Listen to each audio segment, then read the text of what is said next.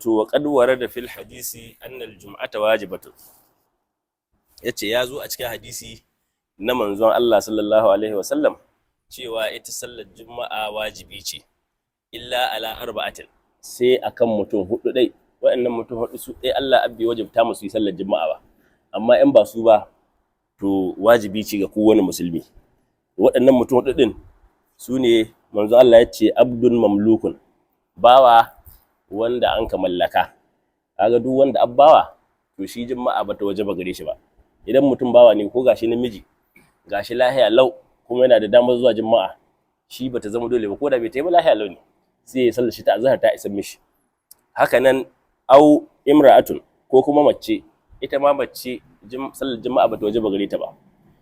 Alhali ma in ma hammacin nan misali ba karamar yarinya ce ba ko tsofa, amma ta ma haramta gare ta in dai in tattahe juma'an nan mace ce wadda maza suna aiganta su yi shawarta, to haramun ne ta yi sallar juma'a. To haka nan kuma au maridun, ko kuma marar lahiya, shi ma marar lahiya sallar juma'a bata wajaba gare shi ba. Kuma kamar yadda malamai sun kai bayani, wanda duk abbi da lahiya kuma rashin lahiyar da bai iya taya masallaci, to sallar juma'a ta faɗi gare shi.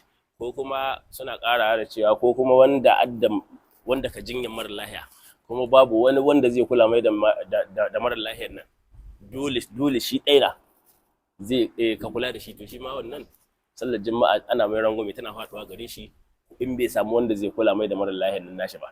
Ko kuma wanda yake da ɗan uwa wanda ya kai gargara, kila ya kusa mutuwa, yana cikin abin ga magagin mutuwa, to shi ma wannan ana sallar juma'a shi ma ana mai rangwame a kanta.